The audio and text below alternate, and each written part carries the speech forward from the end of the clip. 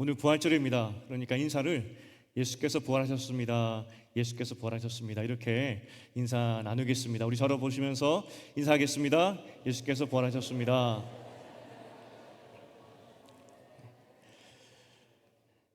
우리가 부활절을 매해 지키죠. 근데 부활절의 핵심이 무엇이냐면 육체 부활입니다. 예수께서 죽음에서 부활하셨는데 육체로 부활하셨다는 겁니다. 근데 질문이 왜 육체 부활이 중요하냐? 왜 육체를 가지고 예수께서는 꼭 부활하셨어야 되느냐는 겁니다. 우리의 믿음은 예수께서 그 죽음의 권세를 깨고 그래서 육신으로 부활하셨고 그렇기 때문에 그 은혜로 말미암아 우리도 육체로 부활할 것이다. 이것을 믿고 있는데 하지만 왜 육체로 부활해야 될까? 육체 없으면 안 되나 싶죠. 여러분 지금 영혼으로만 부활해도 되는 거 아니겠습니까? 예수께서 영혼으로 부활하셨다라고 해도 이상하진 않을 것 같은데 왜 육체로 부활하셨을까? 여러분은 지금 가진 육체가 마음에 드십니까? 지금 여러분이 가진 육신으로 부활하신다는데 하게 되는데 지금 여러분이 가진 육신이 만족스러우십니까? 제가 한번 통계를 나눈 적이 있는데 우리나라 남성들은 자신의 얼굴에 대해서 얼마나 만족하느냐 통계입니다. 우리나라 남성들이 34.1%가 대답하기를 나는 내 얼굴에 자신이 있다 라고 대답을 했다고 합니다. 34.1%. 그리고 54.3%가 나는 보통 혹은 보통 이상이다 이렇게 대답을 했죠. 그러니까 우리나라 남성들의 90% 이상은 자기 얼굴에 자신감이 있는 겁니다. 엄청나게 자존감이 높으신 분들이죠. 그러니 남성분들은 적어도 내 얼굴로 다시 태어난다고 했을 때 나는 괜찮아 그렇게 생각할 수도 있겠다 싶습니다. 근데 여러분 남성 여러분 혹시 이런 말 들어보신 적 있는지 모르겠지만 심리학 중에서 남성 심리학은 없습니다. 남성 심리학 왜 없는지 아십니까? 남성 심리학이 아동 심리학과 똑같기 때문입니다. 그러니까 남자들은 아이들처럼 그냥 자기가 좋은 겁니다. 그냥. 그러면 여성분들은 괜찮을까? 여성분들은 자유할까? 겸손할까? 28.6%가 나는 내 얼굴에 만족한다 대답을 했더라고요. 어쨌든 사람은 자기 만족감에 사는 것 같습니다. 내가 생각해도 내 얼굴이 괜찮으니까 뭐 이렇게 부활해도 되겠지? 그래서 육체 부활이 괜찮다 생각하십니까? 육체 부활이 왜 중요할까? 사실 예수께서 승천하신 이후에 제자들이 이제 기독교라는 종교를 시작했죠. 기독교를 시작했기 때문에 전도를 해야 됩니다. 그런데 이 새롭게 시작한 이 종교에서 육체 부활은 치명적인 단점이었습니다. 종교를 시작했는데 치명적인 약점을 안고 기독교가 시작을 한 겁니다. 우리야 지금 이 시대 보면은 뭐 이단들 보면 내가 재림 예수다 그러면서 사람인데 예수다 그렇게 이야기를 하죠. 그런데도 사람들이 이단에 빠져요. 그런가 보다 하고 가는 것 같습니다. 하지만 당시 예수님 시대에는 신이 육체를 가졌다? 이건 말이 안 되는 겁니다. 육체는 더러운 것, 한계가 있는 것이기 때문에 신은 육체를 가지면 안 됩니다. 육체는 지상에 있는 열등한 인간들이 가지는 것이고 신은 영적인 존재로 천상에 존재한다. 이것이 그들의 믿음이었습니다. 차라리 예수가 죽고 신이 되어서 하늘로 올라갔다. 영적인 존재로 하늘로 올라갔다. 그러면 말이 돼요. 하지만 신이 되었기 때문에 그런 존재가 되었기 때문에 예수는 신이다 이렇게 이야기하면 분명히 전도하기도 쉽다는 거죠. 그런데 예수가 죽었다가 다시 육체로 부활했다? 이건 말이 안 된다는 겁니다. 특별히 로마 사람들 입장에서 지식층 입장에서는 육신을 가진 신 이거는 믿을 수 없는 것이죠. 실제 바울이 이제 서신서에서 이단들과 싸우게 되는데 가장 큰 이단이 누구였냐면 예수님의 육신을 부정했던 이단들입니다. 육체는 부정한 것이기 때문에 예수는 절대로 육신을 입지 않았다 주장했던 이단들이 있었다고요. 가장 큰 이단이었습니다. 심지어 그들은 3년 동안 예수가 공생애도 하셨지만 육체를 가지고 공생하신 것이 아니라 육신을 입은 것처럼 보였다 이야기를 하죠. 그러니까 얼마나 이 시대에, 예수님의 시대에 신이 육신을 가진 것이 큰 걸림돌이 되는지 알 수 있겠죠. 그런데 이렇게 큰 걸림돌이 되었음에도 불구하고 예수는 육체로 부활하셨습니다. 물론 성경에 보면 예수님의 육신이 지금 우리의 육신과는 좀 다른 것처럼 보이기도 합니다. 공간 이동도 하고 하는 거 보니까.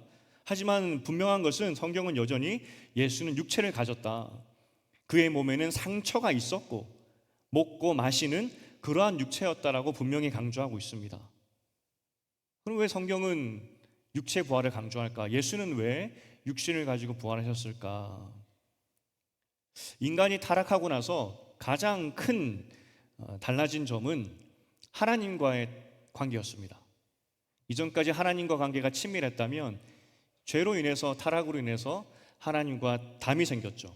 갈 수가 없습니다. 그리고 두 번째 가장 큰 변화는 육체의 변화입니다. 타락 이후에 우리의 몸은 나이가 들고 노화가 되고 태화를 거쳐서 죽게 되죠. 이것이 육체의 변화입니다. 가장 많이 망가진 것이 인간의 육체입니다. 노동의 고통도 육신과 관련된 것이고 출산의 고통도 육신과 관련된 것입니다. 죄로 인해서 우리 몸이 망가졌습니다.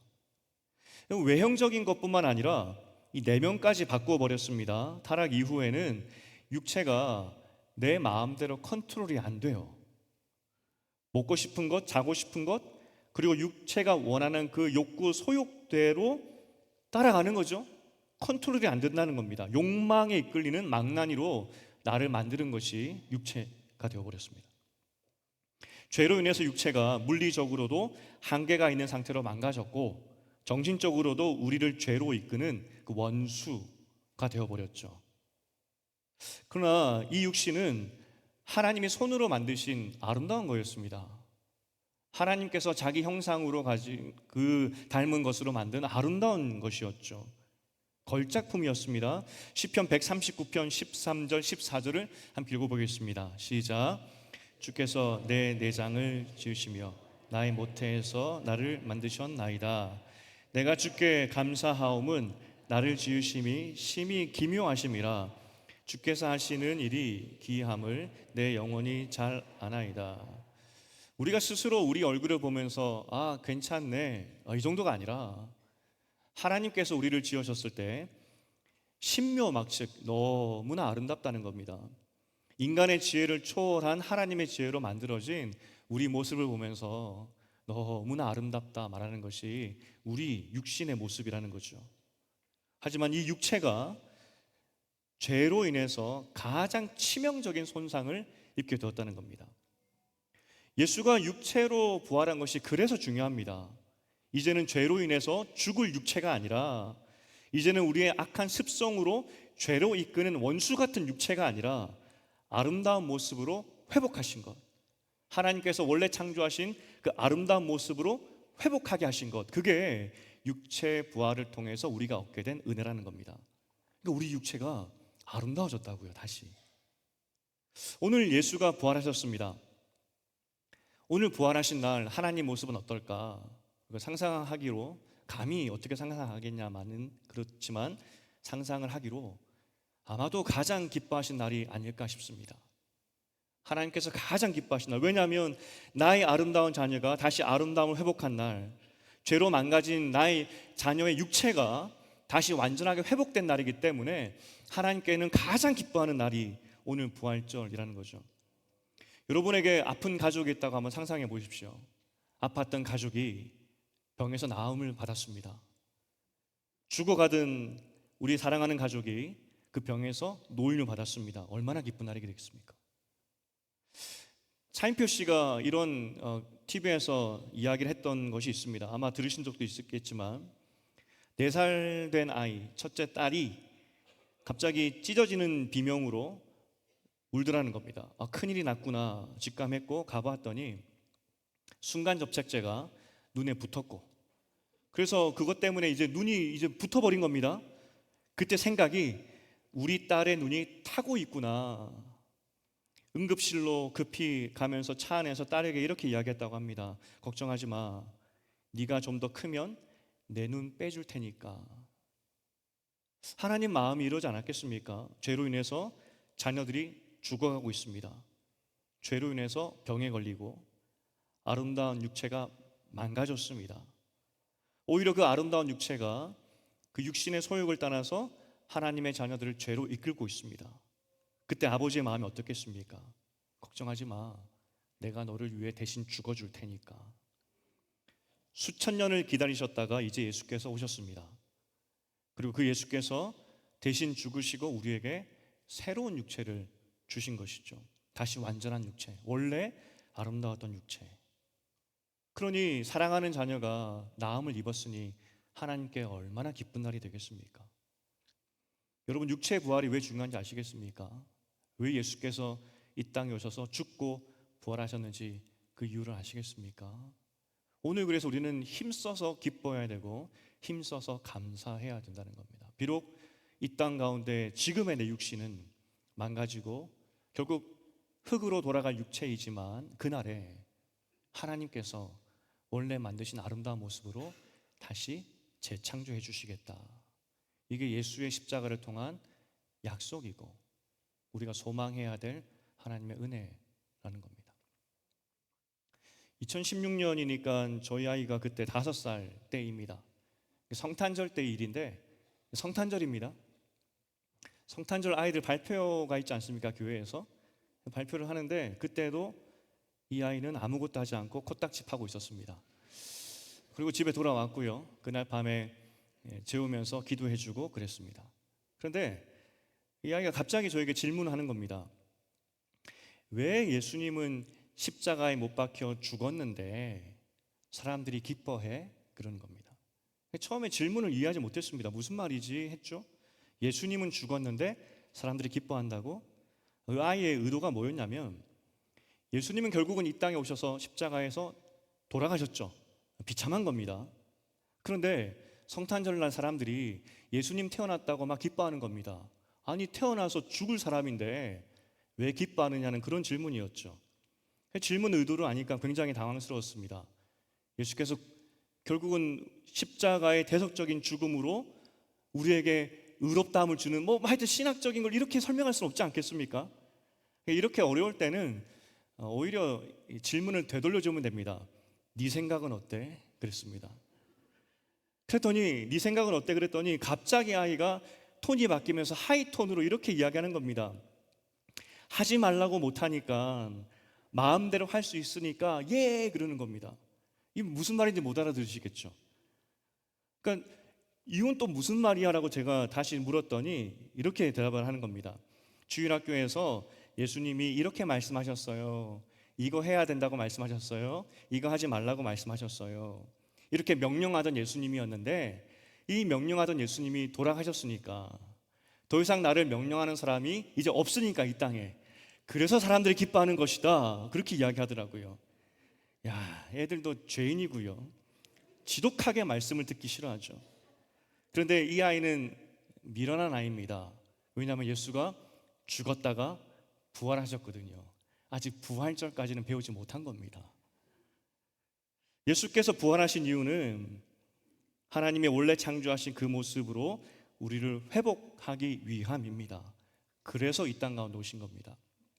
그리고 이 땅 가운데 오셔서 죄를 짊어지시고 대신 죽으셨고, 그리고 우리는 완전한 육체를 이제 앞으로 가지게 된다는 것이죠.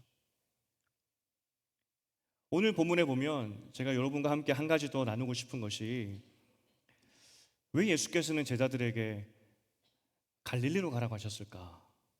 새로운 육체를 가지신 예수께서 그 다음 제자들에게 나타나셔서 하셨던 말씀이 갈릴리로 가라는 거였습니다. 제자들은 예수님의 시체 옆을 떠나지 못했습니다. 기껏 그들이 했던 것은 용기를 낸 여인 몇 명이 예수님의 시신을 찾아서 향품 발라주는 것, 그 정도였습니다. 왜냐하면 정말 예수는 죽었거든요. 그래도 의리는 있어서 떠나지는 못하고 있었습니다. 하지만 예수께서 그의 죽음을 앞두고 제자들에게 말씀하셨던 것이 있습니다. 무덤에 있지 말고 갈릴리에 가 있어라. 왜 하필 갈릴리일까? 장소가 중요한 거 아니겠습니까? 아니, 그렇게 육체의 회복, 완전한 회복을 하신 예수께서 그 다음 만남의 장소로 어디로 정하셨냐면 갈릴리였다는 겁니다. 왜 갈릴리냐? 제가 어렸을 때 이상가족 찾기라는 프로그램을 본 적이 기억이 납니다. 굉장히 인상이 깊었어요. 그 사람들이 헤어졌다가 다시 찾았을 때 막 울던 그 장면이 생각이 납니다. 그때 그래서 부모님과 대화했던 게 기억이 나는 게, 너는 길 잃어버리면 제가 부산이니까 부산 용두산공원 가 있으면 돼. 혹은 부산 영도다리 밑에 가 있어라. 뭐 그렇게 이야기들을 했던 기억이 납니다. 다시 만났을 때 만남의 장소가 중요하겠죠. 왜냐면 만나야 되니까. 그럼 왜 하필 갈릴리일까? 아무리 봐도 예수께서 장소를 잘못 정하신 것 같습니다. 차라리 무덤 앞에서 보자 그랬으면 정말 무덤 앞에서 부활하신 예수님을 만나는 것이고, 또 모든 사람들이 무덤 앞에서 예수가 걸어 나온 것을 보게 되면 나중에 이 제자들이 예수님 시체 훔쳐갔다 이런 오해도 받지 않을 수 있는데 무덤 앞이 아니었습니다. 왜 하필 갈릴리일까? 사실 갈릴리는 지방 도시였고요, 예루살렘에서도 떨어져 있습니다. 종교적으로도 멸시받는 그런 장소였고 사투리도 있었습니다. 그러니까 문화적으로도 촌스럽고 이질적인 곳이 갈릴리였습니다. 하지만 이 갈릴리는 예수님과 제자들의 특별한 장소였습니다. 거기서 처음 예수님을 만났고, 그리고 가장 많은 기적과 가장 많은 그 사역을 하셨던 곳이 갈릴리였습니다. 그때 제자들은 갈릴리에서 예수의 기적으로 병이 낫는 것을 보았고, 죽었던 청년이 살아나는 것도 보았습니다. 천국의 기쁨을 맛보았던 곳이 갈릴리였습니다. 그때 갈릴리에서 제자들은 예수님의 가르침을 받으면서 그동안 오해했던 하나님 말씀을 제대로 깨우쳤을 때, 야, 이것이 하나님 말씀이구나 감격했던 곳이 갈릴리였습니다. 갈릴리는 제자들에게 행복한 장소였습니다. 천국이었습니다. 가나 혼인 잔치와 같은 그 기쁨이 갈릴리에서 있었던 것이죠. 예수가 너무 좋아서 따라다닌 그 곳, 그 시간을 상징하는 곳이 갈릴리였습니다. 예수께서 제자들에게 갈릴리에 가 있어라고 말씀하신 이유는 기쁨과 감격의 장소로 가 있으라는 겁니다. 너희가 있을 곳은 그곳이라는 것이죠. 기적의 삶이, 기적의 기쁨이 너희 앞에 있을 것이라는 그 상징적인 의미로 갈릴리로 가 있으라고 말씀하신 겁니다. 너희는 죽음의 그 무덤에 있을 사람이 아니라 갈릴리에 있을 사람이라는 겁니다. 다시 그 천국의 기쁨을 살아갈 사람이라고, 그래서 갈릴리에 가 있어라 라고 말씀하신 겁니다.